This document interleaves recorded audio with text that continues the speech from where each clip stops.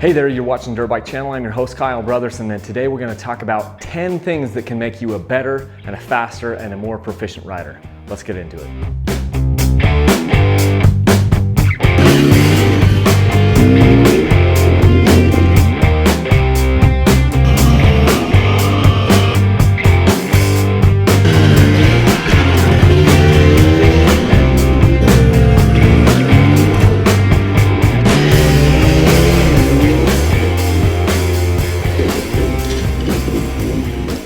What I'm going to share with you today definitely doesn't have to come in any particular order. The order that I have is not necessarily based on order of importance. I will say that all the things that we're going to cover today are very important, and they will all make you a better, more proficient, less fatigued, more skilled, and faster rider. That I am sure of.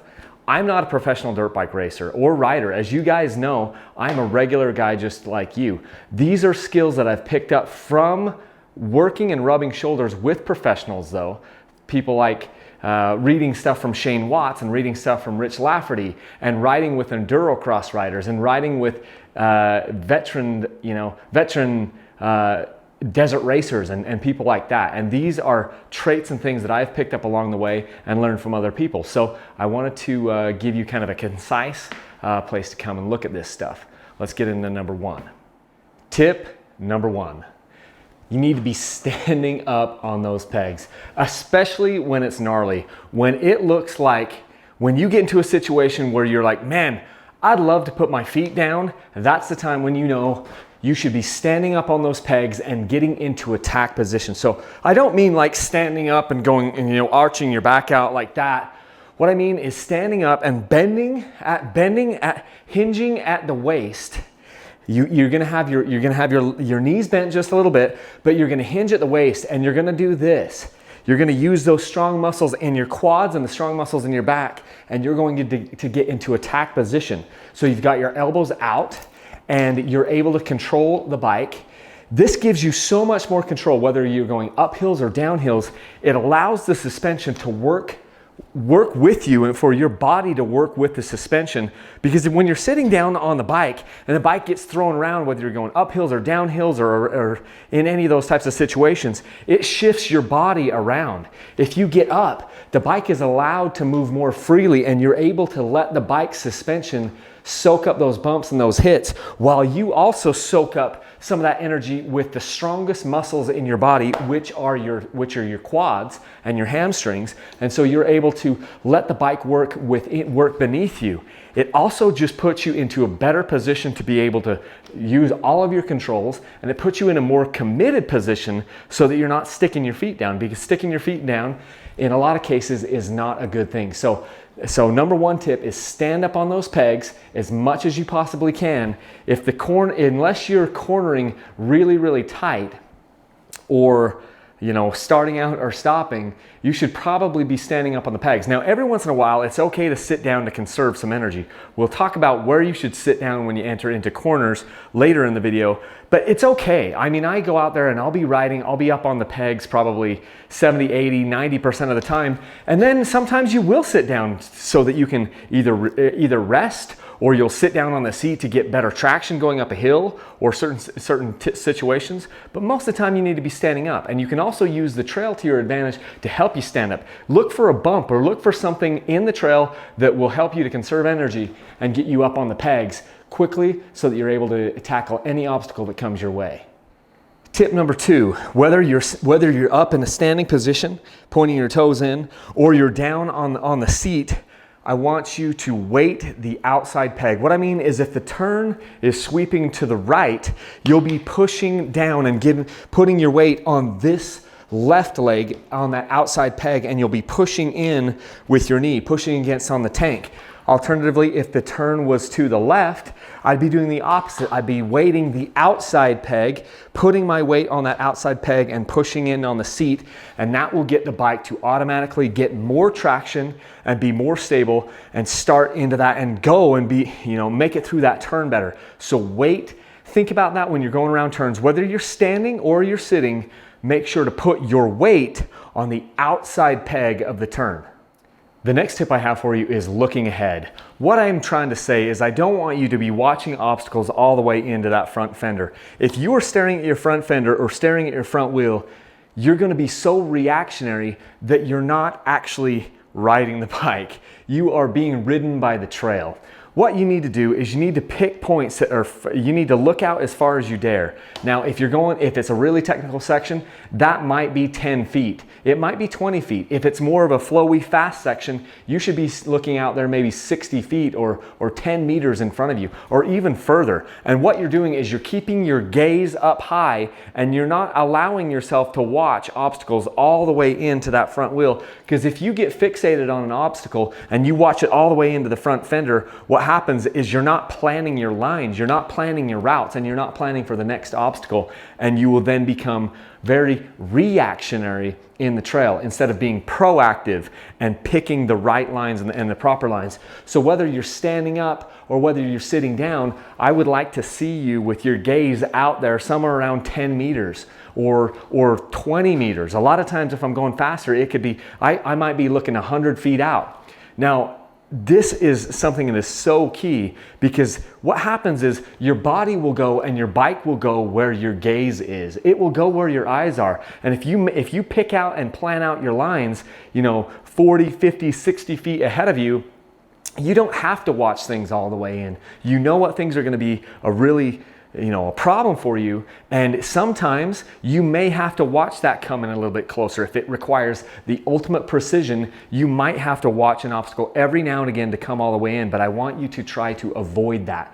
Try not to watch an obstacle all the way in. Try to keep your eyes up. Keep your head up and keep your eyes up.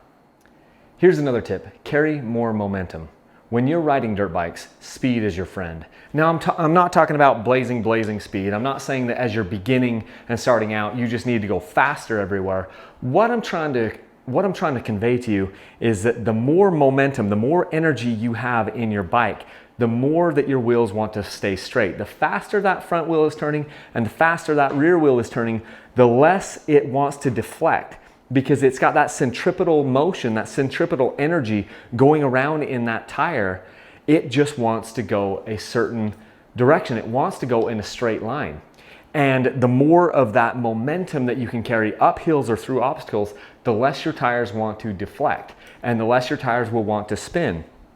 It is something that has taken me years to realize, but it comes in degrees, and I promise you that if you are having difficulty getting up a little bit of a hill or getting up a tricky section, if you add a little bit more momentum, controlled momentum, generally speaking in the form of speed, you will find that you can get through that obstacle a little bit with a little less difficulty. Whether it's a rock pile section that you're going really slow through, and you end up kind of like having the front wheel pop out from you, and then you have to take a foot off and stab a foot down. If you'd carry a little bit more speed, a little bit more momentum through that same rock pile, I think you'd find that your tire wouldn't deflect as much, and you'd be out on the other side quicker and faster with less energy. So whether it's hill climbs or tricky sections, I know it's going to take some bravery, but if you could carry a little bit more speed into that thing, you could probably do it better.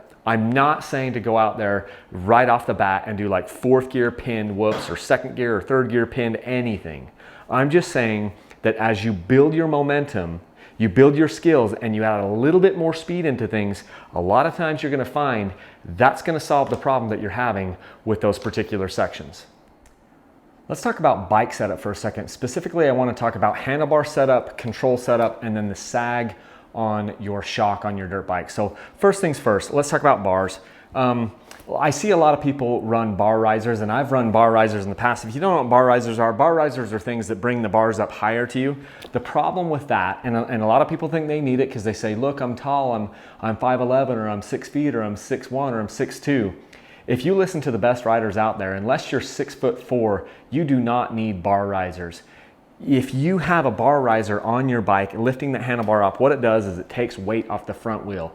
It gets you out of position to put that weight over that front wheel, which is where you need it so that you can maintain traction on that thing. And it helps with the handling of the bike to be in the correct rider position. You move that bar up and then it shifts your weight back, and next thing you know, everything's out of whack. So do yourself a favor, trust me, trust Rich Lafferty, trust Shane Watts, trust all these other guys out there. Don't use bar risers.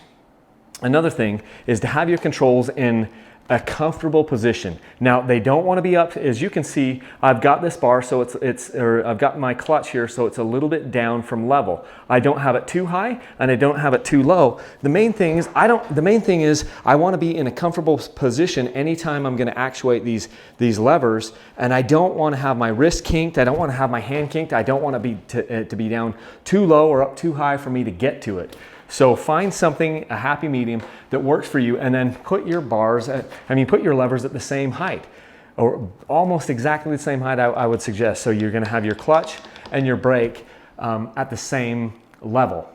The other thing you wanna do is you wanna make sure that you have the correct amount of rider sag on your bike in the suspension. Now, I've got videos on this. Basically, it's how much preload you're gonna put on that spring for your shock. And if you weigh more than about 180, 190 pounds, you're probably not going to be able to use the stock spring in your bike. You might have to go up, you know, with a heavier spring. If you weigh 100 pounds, you're probably going to need to go with a lighter spring. But it's important for you to have the bike set up correctly for your weight, because nothing will work. The fork won't work, the shocks won't work very well if it's not sprung for your weight. So having basic proper bike setup is going to go a long way for you. While we're on the subject of controls, I cannot stress this enough. Most of the time when you're riding, you should be covering the clutch and covering the brake. What does that mean? If I'm doing this, I'm not covering the clutch. If I'm doing this, I'm covering the clutch. That means that at any moment I could come up here and I could squeeze a little bit, take a little bit of power away from my rear wheel. Maybe I need to rev the motor to build up some, you know, energy stored up in the motor, and then I would let that out and let that power come back to the rear wheel. Maybe I just need to grab it real quick because I'm going to have to brake super hard. And I don't want to kill the bike, or maybe I am going around a corner and I have to take all the power out. The point is, on the clutch, you want to be covering it. Over here on the brake side, on my right hand, I want to be covering that brake with 1 or 2 fingers up on it. And the reason why is because I want to be able to, you know, ready to hit the brake for any reason. Most of the time I'm riding, I've got my finger up on that brake, and that's because I want to be able to, you know, I want to be ready to brake at all times. I'm also getting ready to cover the brake with my with my right leg. Now let me show you a trick on how you should be using your rear brake. Here's how you should be braking. Well, you're standing up on the bike and you need to add a little bit of brake. What I don't want you to do is have weight on the peg and then roll it forward onto the brake. What you need to be doing most of the time is you need to be picking up that leg and then having, you know, putting pressure on the bike here into the bike, and then coming down and putting pressure down onto that brake with your entire leg. What happens is you can't get, if you're just going to do this if you're just going to try to do it with your ankle, first off, if you're sitting, you can't pull your ankle up generally enough to give a good even pressure. You're going to have to lift your leg a little bit, lift your entire leg right here, and then come over and give some light pressure downward. Now you need to have your lever, your foot peg, your brake lever here adjusted about 1/4 of an inch to 3/8 of an inch above the peg, and then you want it, where it gets hard, you want it to be level with the foot peg. So when you come in here to brake, you're going to lift that entire leg and you're going to gently ease down on that brake using your entire leg muscle rather than just like trying to do it with your ankle, because you can't actuate it that way. So that's how you need to do that, is to get to that brake that way. Now that we're talking about applying rear brake and talking about that topic, let's talk about not skidding the rear wheel. Now, I know there are times when you're gonna wanna skid that rear wheel to get maybe around like a tight switchback or something. And I'm not saying that it's never okay to skid the wheel, because certainly it is. But if you can keep that rear wheel rolling by giving gentle pressure into your rear brake, you know, when you do need to brake, let's say you're coming into a corner, for instance, and you've got all this momentum, the last thing you want to do is just boom, just jam on that thing and skid the tire, because you're killing all that momentum, you're killing all that traction. Guess what? Your tires don't have traction when they're skidding. So what you want to do is try to keep that wheel rolling, and I promise you, you'll be faster and you'll maintain more control. I can't tell you how many times I've almost washed out the bike because I just got over and jammed on the brake like this, and now I've got that rear wheel skidding, and now I'm like squirrely and wiggling all over the place because I've broken traction. So try to keep that rear wheel rolling. Apply just the right amount of brake there to keep that traction, keep it hooked to the ground, but also slowing yourself down. You're gonna do yourself a ton of favors, and you'll be faster getting in and out of corners if you can keep that rear wheel rolling around. Staying on the topic of braking, you don't have to clutch the bike every time you brake. In fact, I would encourage you to find times where you can give rear brake and front brake without clutching the bike, and that will help you to know if you're giving too much brake. Because if you're always having to clutch in order to give rear brake, that's probably because you're giving too much of it and you're going to lock that rear wheel up. So it's okay to brake without using the clutch. You can brake under a little bit of power too if you want, to make sure that you don't actually kill the bike. Because if you can learn how to control your braking power and keep the power on, you're going to be faster. And so you don't always have to be pulling the clutch every time you want to brake. Let's talk a little bit more about our feet and our feet positioning. Now, I see this happen a lot of times with riders. They'll have their feet pointed out like this, where they're just kind of sitting out on the bike and their feet are pointed out. What happens is logs and rocks and obstacles come by and they nail you and rip your feet off the pegs. And it also turns you. When you've got that foot out like this and rotated out, when something comes here and catches your foot, it rotates your foot off, and that really hurts. That can tear your knee apart. So if you point your toes in, then things will either they'll either deflect off of you, or force your toe in and just go boom and force it in against the dirt bike, or it will wipe your foot off straight back. Either one of those things is better than having it twisted off the bike. So whether you're standing up and going high speed, if you got your foot out here like this, you're just asking for trouble. If you can point that toe in, you're gonna do better. It also makes it so that it makes it easier for you to naturally grip the bike, because if you point your toes in, it automatically puts your skeleton in an anatomically correct position so that you're gonna grab onto the bike a little better. Let's talk about where to put your feet.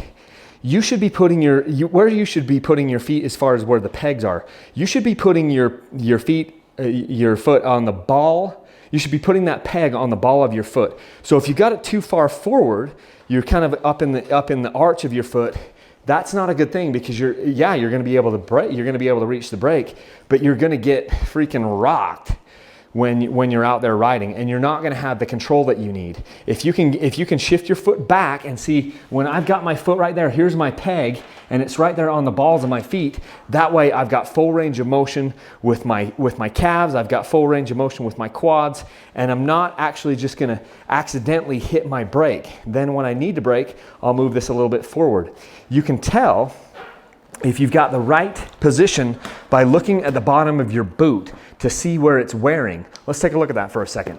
Here's an easy way to check and see if you have the correct riding position as far as your feet go on your pegs. You can turn the bottom of your boots over and see where the wear marks are. Now on this particular boot, the wear marks are right here on the ball of my feet. You see all the marks that these pegs have been creating because I've been riding the bike right here. This is where I put my feet. If I put my feet too far forward, this is my peg. If I put my feet always on the arch there, I would be getting all of this indication of it right here on the arch. I'd be getting all these worn out marks here. That's not where I'm getting those. I'm getting these up here on the ball of my feet, and that's exactly where you want those, so that you can maintain the proper balance on the bike, and so that you're not caught sleeping and get your feet ripped off there. So you don't want to see it in the arch, you want to see it up here, and that's exactly where I see it with these particular boots. So the boots don't lie. Flip your boots over and find out where you are running this and where your habit is, and then adjust accordingly so that you can get on the ball of your foot. You don't have to use the clutch when you're shifting gears on a dirt bike. These are the modern dirt bikes are constant mesh transmissions, which means that you're not going to hurt anything. You're not going to prematurely wear out your dirt bike by clutching when you're shifting. And also, especially when you're shifting down. If you shift down when you're coming into a corner without using that clutch, you'll feel a little bit more connected to the transmission, and it's just going to work. It's going to click down. It's going to make you faster to click down. Now, when you're shifting up, you can power shift this thing. You don't have to clutch it. Now, there's a little bit more pressure on the gears, so if you want, what you can do is just blip the throttle just a little bit and hit that next gear, but you don't have to clutch. The clutch on your dirt bike is for modulating and controlling the power that is going to the rear wheel. It is not necessary to use in shifting. It's kind of like a habit that we have brought over from all the standard and manual cars and trucks that we've driven at different times in our lives, but we don't have to clutch when we are shifting gears on a dirt bike. So that's another awesome tip for you. And that's something that might save you and make it so that you can get into the right gear at the right time, because you're not fiddling with your clutch. You're just boom. If you need to shift down, coming into a corner, you just go boom, boom, and you just drop it down twice and you keep the power on. You don't have to take the power out of the rear wheel to shift down. And now for my last tip, and again, keep in mind that these are in no particular order. I want you to sit down on the tank. What do I mean by that? Because I started out this video by saying that you need to stand up, and I do think that if you stand up and you're in attack position, you're hinged at the hip here, you're going to be a better dirt bike rider. But what happens is you need to sit down for a corner sometimes. If the corner is somewhere around 90 degrees, you're probably going to want to be in a sitting position. Now, rather than sitting clear back here, look what happens even on the stand. As I sit back here, kind of in this more natural position, I take weight off the front wheel and the bike wants to rock back in the stand. What you should be doing is sitting on that tank. When you're up and you need to come down and sit down for a corner, I want you to come down and sit down so far forward that you're essentially sitting right almost up on your fuel cap. If you're sitting on your tank, then you know you're in the right position to make that corner and to stick your foot out and get around that. Now, I'm not a motocrosser, but I guarantee you the motocrossers would say the same thing. Watch the best riders in the world. When they go around a corner, they are so far forward on that bike, it's unbelievable. Why is that? They're trying to put weight on that front wheel. You sit up here on the bike and that front wheel is going to track around that corner or track around this corner, and you're going to maintain traction.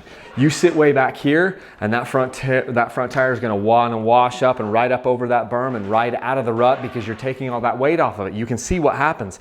If I come down right here, the bike stays planted and that tire wants to stay down there on the ground. Alternatively, if I come down and sit down in a normal position, the bike rocks back and I'm going back, and the same thing would happen to you on the trail. So come and sit down right here on the tank when you need to sit down because of a corner or something. Sit uncomfortably close to the front of the bike, up on that tank, up near your handlebars.